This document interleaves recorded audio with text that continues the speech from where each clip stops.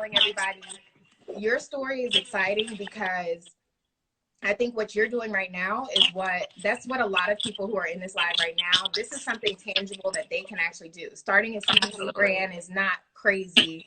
It's not, super capital intensive like other types of, places in the industry. So I think it's really exciting to hear from someone who did it. A lot of people talk, but you did it, you made it happen, and now your brand is awesome and doing well, and I can't wait to see where it's going to be in the next 5 years, and I'm happy to support that growth. Thank you so much. Thank you so much for having me. This is such a wonderful opportunity. Yeah. So tell everybody about yourself and your story, and if you don't go into enough detail, I'll ask. Okay. So I'm originally from the Midwest, so shout out to Milwaukee. I live in Baltimore. I've been here now for about 17 years. And I'm a wife and a mother of 2 young boys, 8 and 5-year-old. And I traditionally, my background is in IT, and I was the manager for a software development team. And I think that skill set, all of the things that I learned doing that for a lot of years, transitioned nicely into, I think, this e-commerce, and CBD and just managing a whole product. So that's been really helpful. One thing I think that's important for people to know is that I'm naturally sort of a risk adverse person. Okay. I was raised, and this is no shade to my parents. I have the best parents, but I was raised to be an employee, if that makes sense. I think like most parents, they want you to go to college and establish yourself and find a career. And I've never, ever thought of myself really as an entrepreneur. And so that shifted a little bit when the cannabis industry started to emerge. I've always had an interest. I'm a consumer. I've been consuming for 20 years. Well, not 20, but yeah. Yeah. I'm just a little bit older than you. Right. I'll be there too, I'm sure. But I think it's important for people to know that, you can take that risk and you can take that chance. I let my very comfy 9-to-5 corporate job go last year to pursue BJB full time. And I haven't been happier. I mean, I love my job. I love the people. I love my team. My software development team was great. I love the stakeholders that I worked with. And I loved that my income was awesome. But I hadn't really been challenged. I mean, I've been challenged in so many ways in the last few months that it's been a great roller coaster. It is a roller coaster. It's definitely a roller coaster. And it's funny because we kind of have a little bit of a difference there because like I was the opposite. I was definitely raised to be an entrepreneur for sure from like birth. So for me, it was like super natural and like it's easy for me to command and all that. It's hard. So like being in this industry is hard for me because it's, it's brand new. It's there was a big learning curve. Yeah. We were all on it, so that worked out. But I can imagine how difficult it could be like to recondition your mind. What do you feel like you had to do before? Because you were working on this before you left your job, correct? Oh, absolutely. This was a year of research. I mean, first of all, even though I was a consumer for 20 years, I was a consumer of THC. I really wasn't sure. I had heard about CBD. I wasn't really sure exactly what that was, what that meant, how it interacted with your body. I honestly really didn't know how THC interacted with your body as just a consumer. So I wanted to become a subject matter expert. So I did a ton of research. What inspired me originally was my mother was in town and she was complaining about her back and said that she needed to get a CBD solve. And I'm like, you need to have a medical card for that. No, I don't. So anyway, that night, once my husband went out and got her one and she found relief, it's been nonstop like research. And this to me was an opportunity that I thought that like you said earlier, was attainable. The upfront cost wasn't as much. I had looked into a dispensary. There was no way, not for me. I didn't have the resources. And I think, a lot of the work that you do that I really love is that you really shine a light on the fact that the cannabis industry is so broad, and there are so many things that you can do, like with the ancillary businesses and all that, that you don't have to just think dispensary, dispensary, dispensary. And I kind of did too. I didn't really think about the other things. CBD just was really inspiring because my mother is on a lot of prescription pills, and I thought that that could be an opportunity for her to transition away from that. I also realized that the market was, quite frankly, very white. There weren't a lot of, companies out there that were marketing to anyone that looked like me or my community. So I thought that that was a gap. I also realized that my close friends and family weren't really aware of what CBD was and what the benefits were. So I knew that there was going to be like a lot of education involved in this. And, for me to work with that market, or to, strive to work with that market. My husband's like filming me, sorry. No, it's good. You need it. And I'll definitely send you this later too. But that's awesome. That's awesome. So what products do you guys sell? So right now we just have tinctures, so oil tinctures, different flavors. We have 2 different flavors, natural, mint, and 3 different potencies of 300, 500, and a 1,000 milligram.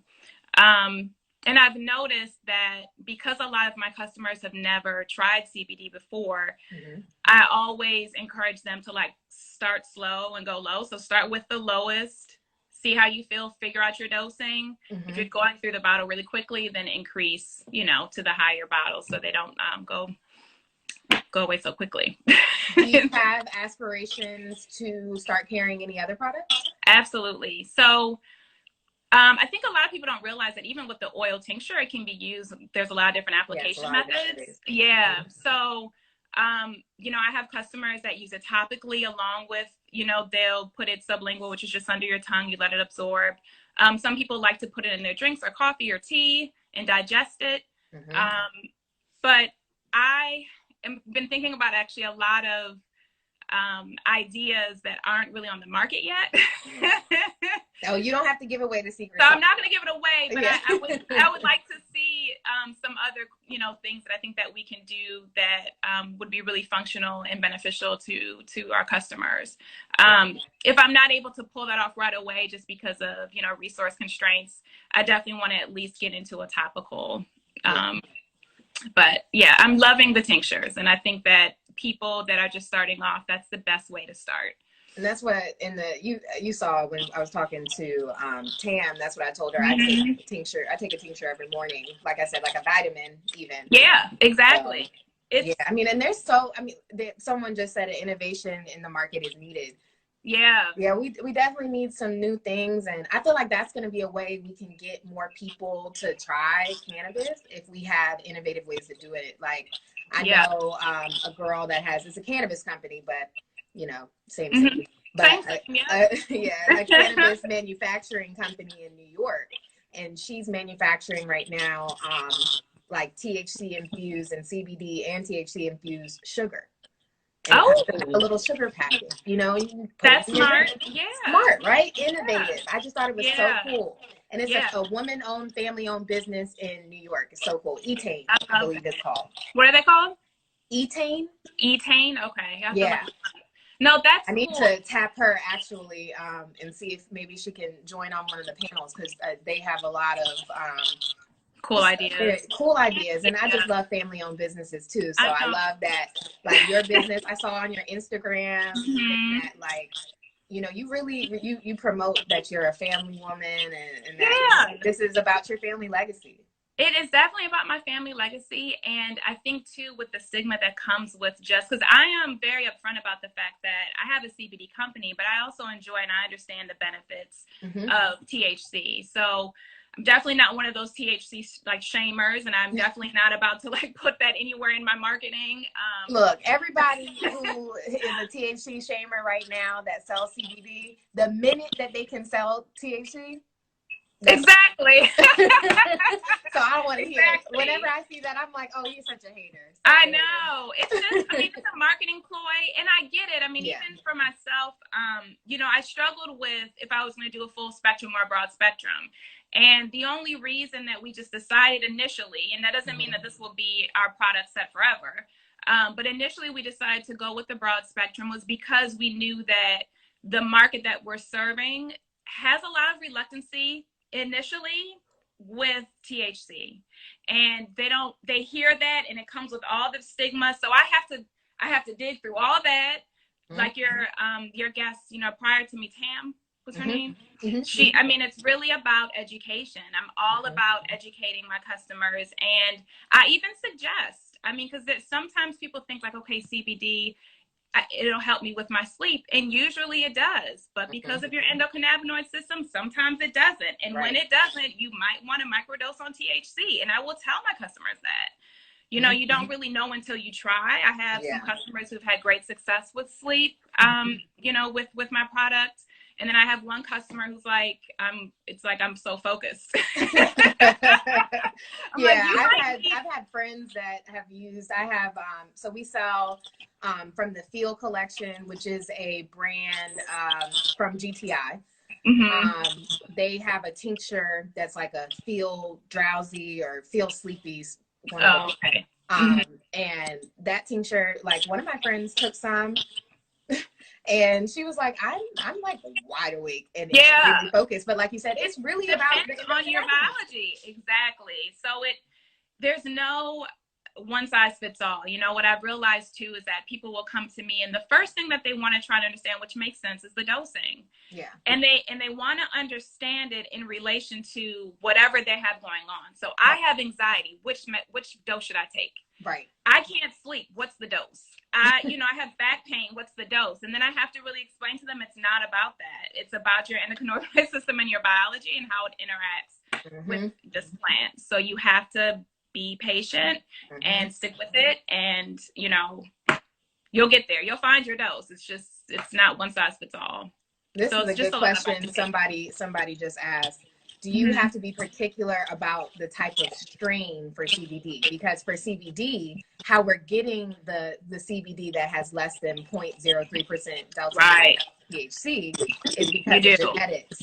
At the end of the day, like we said in the last conversation, hemp and cannabis are technically the same plant. It's just hemp is they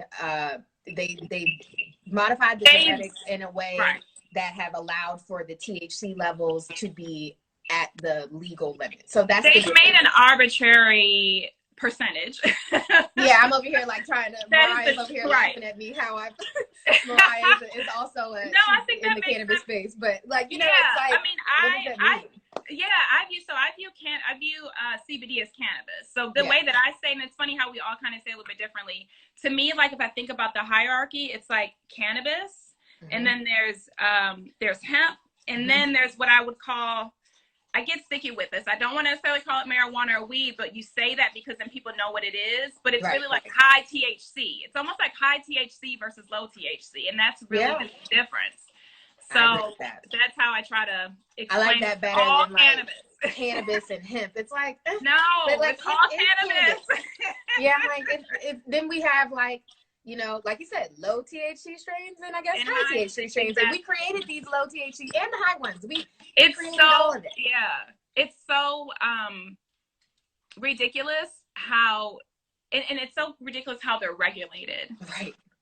I think that's the funniest part. It was just legislators, in which I'm so excited that we have like actual lawmakers a part of this conversation. Because they're the ones that really need to hear this this education. They have the control over how the entire industry is regulated, how it's run, how we operate, but they don't know a lot of the stuff we're talking about right now. They understand at a high level, they don't get it deeper, and they're stuck with the stigma and the racist propaganda that's thrived throughout all these years. So it's just, it's a huge learning curve for a lot of people. But that is honestly the learning all of this and then interacting with customers is like my favorite. I have to get better probably on the business side of things because I'm just not naturally a business woman, but I'm getting there and I'm learning and I'm, it's going to grow. I know it will. But educating people and connecting with people and really just helping them improve their wellness is really like a passion. Yeah. And it's awesome. So I so agree. It's very fulfilling you know, for me, and my passion is really like, well, I thought before I started doing all this stuff, I thought it was just business because I love negotiations. I just love business in general. I like contracts. I like figuring out structures. I like the organization. You love all the things I hate. Oh, I love it. I love that shit. It like makes me so happy. And I'm such a nerd when it comes to that stuff. But, you know, I think when I started really getting to know the patients that come in the store, and I started seeing people come in the store, and some people, you know, could barely walk the first few times they came in, and then they're coming in without they don't even have their walker anymore. The power of the plant is like mind blown. It's incredible. I've had patients make me cry. And then they're looking like, what? And I'm just like, you look so much better. Like, you just look so much happier and healthier. And that just makes me feel good that I can do that. And once you get to this point where you're ready to scale your business, it is even more fulfilling. You know, every 2 weeks when I do that payroll, I don't get upset, but like I feel good that, you know, I'm helping people. Yeah, you know, like their livelihood. Like you are, I mean, you're growing people and their skill set, and I can't wait. I can only hope that, you know, we get there. We're very early on in, you know, our growth. But I still think it's awesome. You know, I really wanted people to kind of hear, which I want you to talk about next before we go, like how you started. Like, what was you did research for about a year, which was 100% necessary. And I encourage everyone who wants to get into the industry to first try and understand the plant before you just jump into the business side. You'll be and you know, sharpen your business skills. But like, what were kind of, I guess, your steps? Yeah, so the first thing I did was just heads down learning any and everything I could about the plant, about CBD, how it works, what it does, what it doesn't do, what are the side effects, what's legal, what's not, all of that. So I learned all of that. Then I had to start thinking about the actual business. So I had to come up with a name. So finally I came up with a name. Then I had to come up with what is the vibe of BJB? What's the brand itself? So I had to go through the whole brand identity, user experience. I hired someone that I had worked with actually in my 9-to-5 who was great at what she does. And I'm so grateful for her. And she came up with a great logo, brand identity. We worked together, obviously. You know, our color scheme, all of that. Then I had to find a developer, and I had to find someone to build a website for me.